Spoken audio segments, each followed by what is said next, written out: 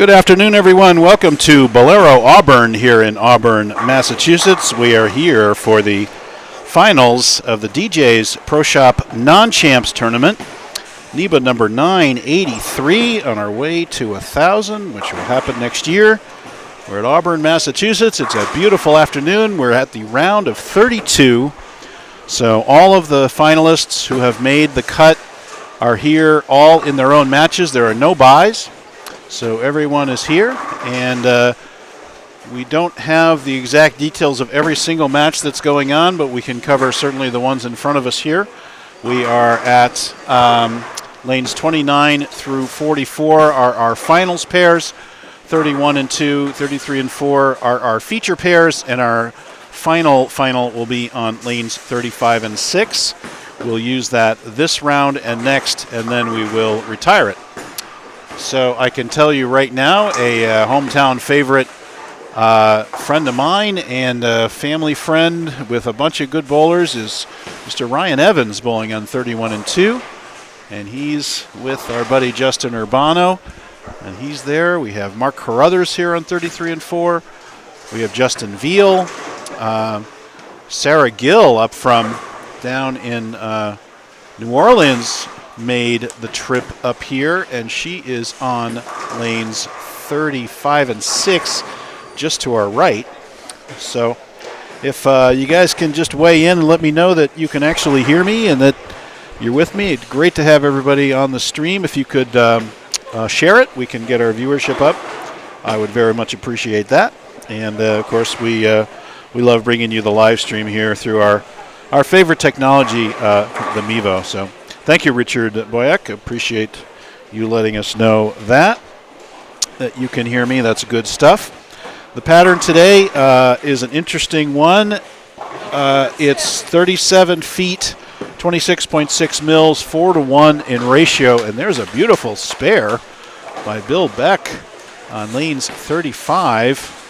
He left the 3-4-7 and converted it, and here's Hartnett on 33 and 4 with a super washout that he's going to try to convert here. So, and here's our friend Justin Urbano up on 32. His opponent starting with a triple. Don't even have the matchups, unfortunately. I have to kind of bring you that as we get through this. So, and Justin crumbles a bucket and off it goes. So, hey, Peter Fox weighing in, last month's champion. How you doing, Peter? And here's a shot at the super washout, and he covers it. Beautiful shot there. And not an easy conversion there of that super washout. And we had 127 entries today, 32 qualifiers. We took 20 off of the regular cuts and 12 off the at-large and special cuts. And there's Ryan going Brooklyn on his shot. Let's see who he's actually against. It's actually Eric Cornock, the lefty. And interesting pattern. We were talking about the pattern a little bit. 37 feet, 26.6 mils, 4-to-1. Very dry outside of 5. There certainly is a seam inside of 5, up to 10. But 10 across is pretty much flat. So you're going to see most people outside of that middle part of the lane because you're really playing it flat. I mean, I guess the high rev players will be able to move in and throw it out to the dry and have it back. 37 feet, you're definitely going to have some pop on the back. It's not playing classically like short, like you saw Eric Cornock. That looks like urethane up the edge, which is probably a pretty common play that we're going to see here a lot. And we will be watching for the different kinds of equipment that people are throwing. We have a very similar pattern to this on our Tuesday night Scratch League. And you don't see a lot of urethane. There's some. And mostly what I do is I try to get it straight down or just a very, very little belly out to the dry and work that seam between 4 and 7 or 8. That's really the best ratio, and that's where you find the most area. So here is Chris DeSantos up on 33. He gets a mixer and a possible Farkle that doesn't go. So once again, we'll be spanning the house. We have 2 bowlers on every lane, 4 in a pair. This is the only round that we do that. And then we will go down to a single match on a single pair for the rest of the round. 5 rounds of action will bring you, starting with this round of 32, round of 16, 8, 4, and the championship. And we know we will be crowning a new champion today. So this is the easiest tournament to call when it comes to previous titles because nobody has one. There's Mark Carruthers with a triple, playing right up that edge as we talked about. He seems to have some fairly aggressive equipment to get the ball to read. So, and Justin Urbano lays one down on the outside, I think expecting it to hook, and it didn't. And here we go. Here's Sarah Gill is up in her match despite her opponent making that spare. Unfortunately, she flags that 10-pin, and now she's down, so sorry to say. You know, it just amazes me when I just walk through the building and talk to the various folks here what kind of talent is in NEBA that has never won. It is incredible. I mean, guys like, you know, Kevin Tebow. I saw, here's Jesse Gibson. I see him up in the finals. Michael Martell is here. Actually, Michael led all qualifiers at plus 248, going 204, 206, and then a cool 279, 280, 279 for his last 3 to go 248 over. So I guess he figured it out that there was friction outside of 5 and figured out how to play it. So great bowling by Mr. Martell up from the New Jersey area. And a flag by Justin Veal here, unfortunately, on that 10-pin.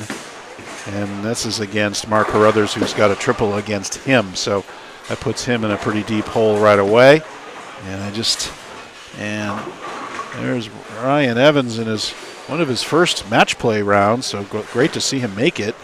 And again, you can't really simulate this environment. And unfortunately, Eric Cornog's been there a lot against Ryan. And Cornog with the double, going for the triple, and looking like Ryan could well open again for his second open, despite starting with a double. So we'll see what Eric does here.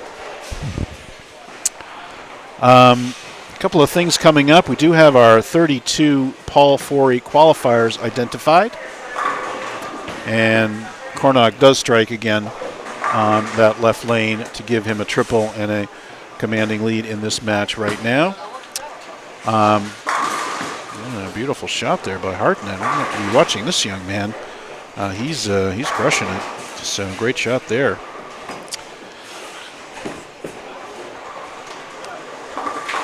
And Ryan does not convert the super washout. So we do know our 32 Paul Forey qualifiers.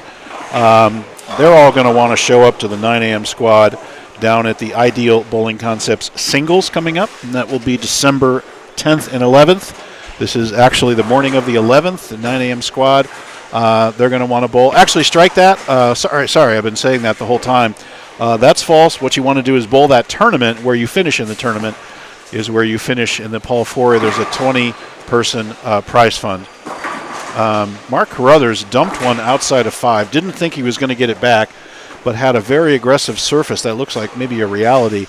And let me tell you, that reality read hard and came up and gave him the strike. Meanwhile, here's a blowing, massively rip-off 7-10 on 31. It was a great shot. And unfortunately, that was not Mr. Rubin's friend here. Mike Rubin shot 146 over this morning.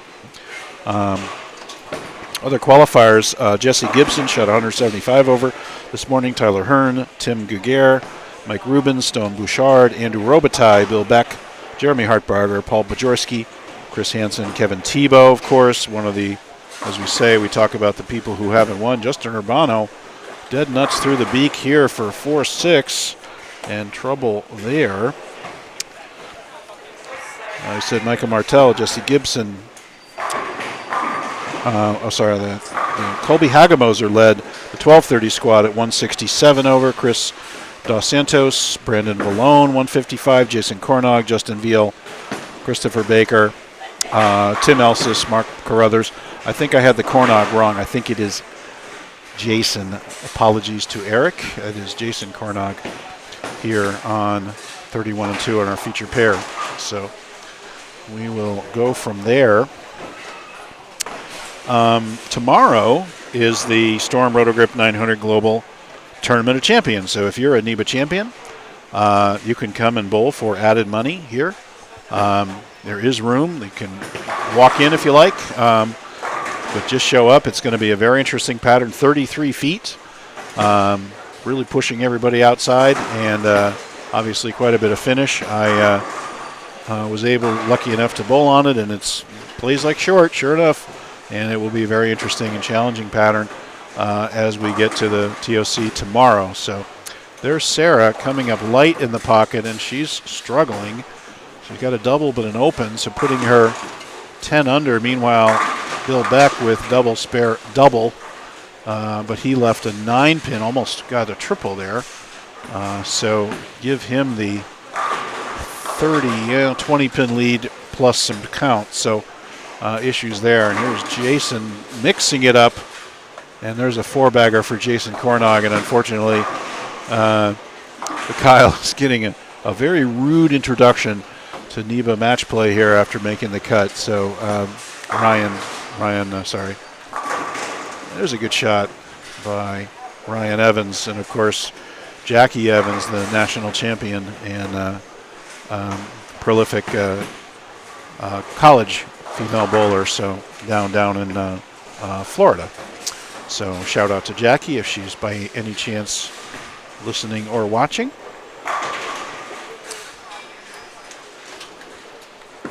And again, this is our first round, round of 32, 5 rounds. And we'll be bringing you 4 more rounds of action, and then we'll obviously have the TOC for tomorrow. This is single game elimination today. Tomorrow it is, in fact, double elimination. There's Mark Carruthers, gets another trip 4. Mark Carruthers spare next 5, looking very strong. And almost unbeatable at this point. So once we said there's no buys on the round of 32. So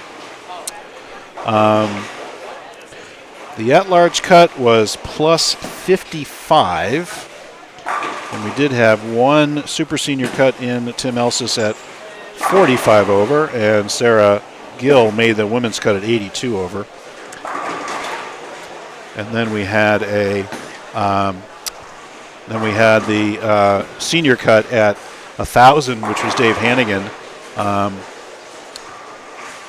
And yes, I needed to finish my thought. This is single game elimination, and tomorrow it will be going back to the old style of NEBA. It will be 2-game elimination, which is how we used to run all of our NEBAs.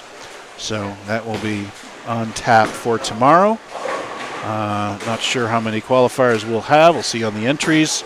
But again, it is a single squad tournament with no re-entry. 10 a.m. squad tomorrow. Again, you can walk in if you like, if you're a NEBA champion.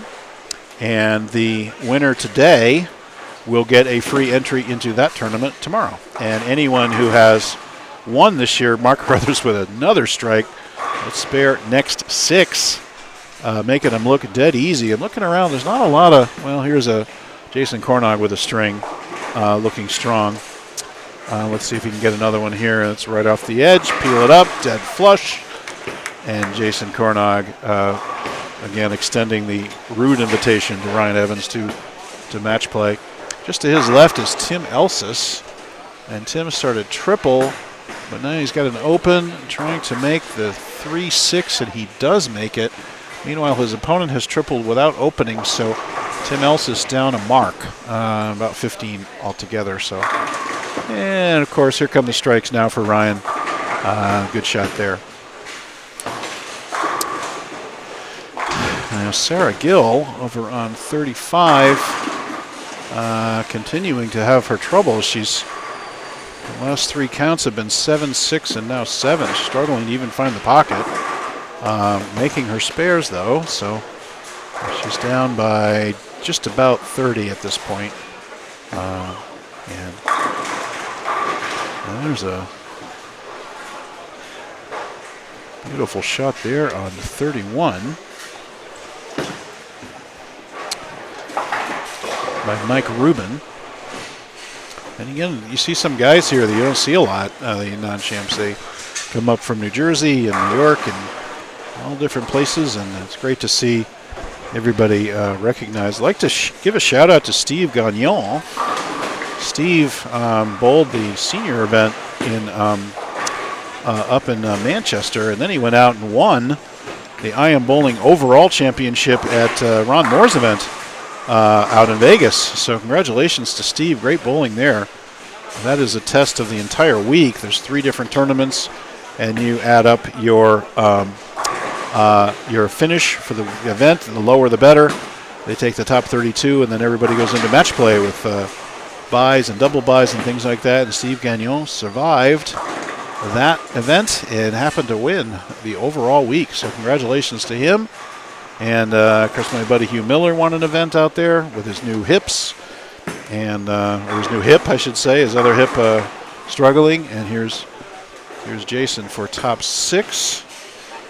Front's next 6 gets it. Good shot there. So,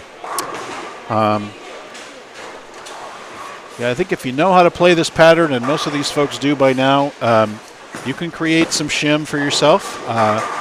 It is technically 4-1, but really, if you play the dry and have that right next to wet, and there's only a couple of boards difference between them, you can generate a fair bit of area for yourself, both for speed and for location on the lane. If you have the right equipment, right break point, et cetera, you know, once again, all that critical to scoring, as Mark Carruthers had figured out, and comes up a little light, breaks his string. But Mark Carruthers will cruise to an easy first-round victory over Justin Veal. There's Mike Rubin. What a beautiful release this young man has. It reminds me of Mike Fagan a little bit. Very nice stroke there.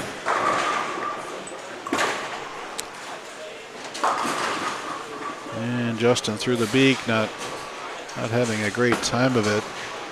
And meanwhile, over on 35 and 6, Ricky LaRouche having a very hard time here with pacing to 160 something, and his opponent pacing to 2 teens. So,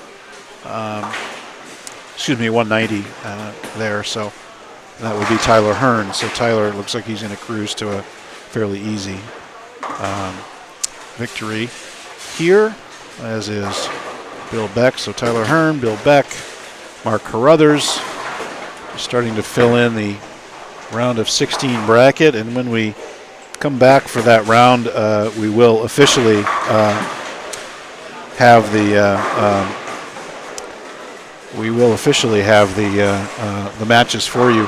What's this I see about a hat? Oh yeah, Ruben has a hat on. We have to look into that. I think the headbands are allowed. I'm not sure about the hats. Joey Nehru called that out for us. So let me put on my quote-unquote enforcer's hat after this, and we will look into this. So, all right. So,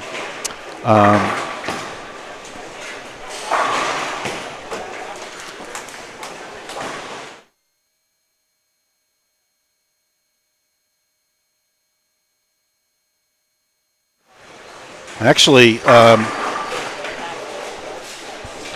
we have confirmed that he's actually not allowed to wear the hat. So second vice president, Stephen Major, is here with me, and Stephen is going to actually now gently inform Mike that the hat is not allowed. So nice call by the audience, by the observational audience, people watching, and there we go. So and I think he's putting up a little bit of a protest because I think he wore it during qualifying, but unfortunately, we can't be on top of every rule, so, there you go. So now you'll see Mike Rubin without the hat on, and there we go.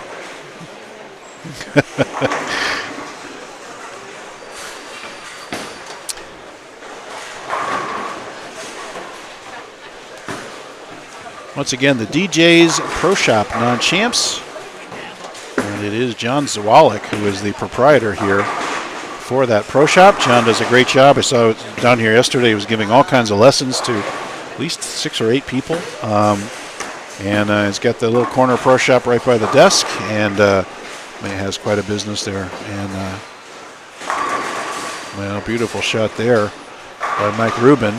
2-teen possible. Let's see if Justin Urbano can come back because he's thrown a triple here. And let's see if Mike Rubin gets through that match of his and see if he moves on. And Justin Veal throws up his hands and says, "Now I find it." And unfortunately, he's been hit coming up against a brick wall called Mark Carruthers and so forth. So, yeah, jokes about the hat. You know, we talk about hats. We talk about all kinds of apparel and things like that. And we do debate these things heavily in board meetings. So maybe we'll bring it up again in our next meeting. Anyone's welcome to come and join us to debate specific issues if you like to. I was not allowed to wear a headband for quite a while until I finally brought it up at a board meeting and was able to get it voted in. So luckily enough, and there you go. So.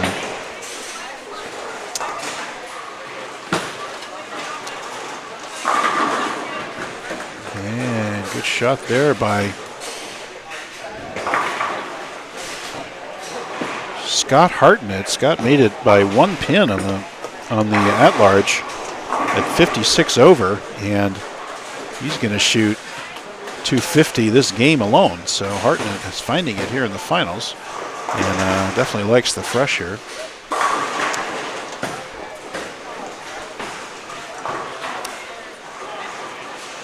It looks like Jason Kornog is going to pretty much go off the sheet against Ryan Evans, and that'll be that. And then Mike Rubin is going to need a mark to shut out Justin Urbano.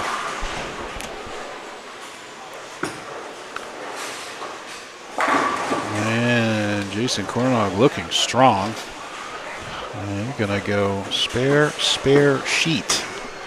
That looks like 279 to me, so it might be your game of the round. So great shot there. And it looks like we could have some explosive matches here because the guys that figure this out look like they can score quite a bit. So, and Hartnett does in fact get into the 250s. So he was 56 over going in, and he just shot 250. So good for him. Oh, Jason Kornog pitches one out and gets a violent reaction off the corner and comes back, and indeed 279. So shake it off, Ryan. Not a lot you can do about that, buddy. And as soon as we wrap up this game, we will come back. Again, thanks to DJ's Pro Shop. And this would be our title sponsor for today. And John has been a longtime sponsor of NEBA. And tomorrow, our sponsor is Storm, Roto, and 900 Global. And we actually just had a podcast with Leanne Hulsenberg that you can find out on the website, which you might find interesting. And also want to give a shout out to my friend Chris Viali and tell you about the Northeast Mega Bucks tournament coming up. That's around November 24th to the 27th. This is a $95 entry fee, 4-game total for qualifying. There are sweepers on Thanksgiving night, and then on Friday night, there are squads on Friday and Saturday, and the finals on Sunday.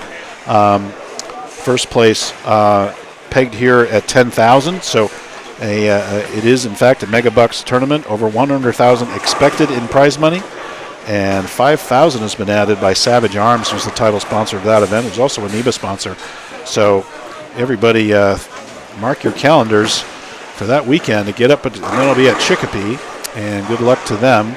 Everybody entering that tournament. That should be a lot of fun, and I'm looking forward to it. I'll be bowling the Saturday sweeper and so forth. So tomorrow's the TOC here, Storm, Roto, and 900 Global, and then the Mega Bucks tournament coming up. And then, of course, on December 10th, it's the Better Bowling Concepts Senior Singles, and that's our last senior event of the year, obviously. And we'll be crowning our Super Senior of the Year and Senior of the Year after that, and then the next singles event the next day. So, and we'll run down the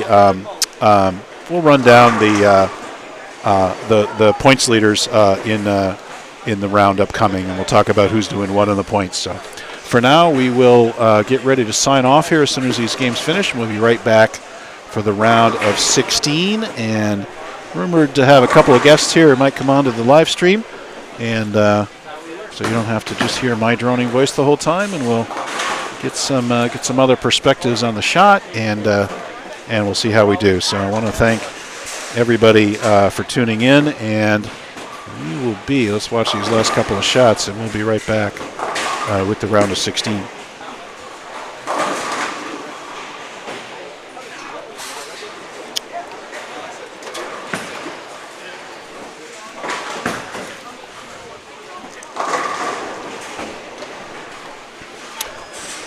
And Justin Urbano did not strike. It turns out that if Justin went sheet, he would have gone 211, but Mike Rubin gets his mark in the 10th to close out that match, so Mike Rubin will be advancing.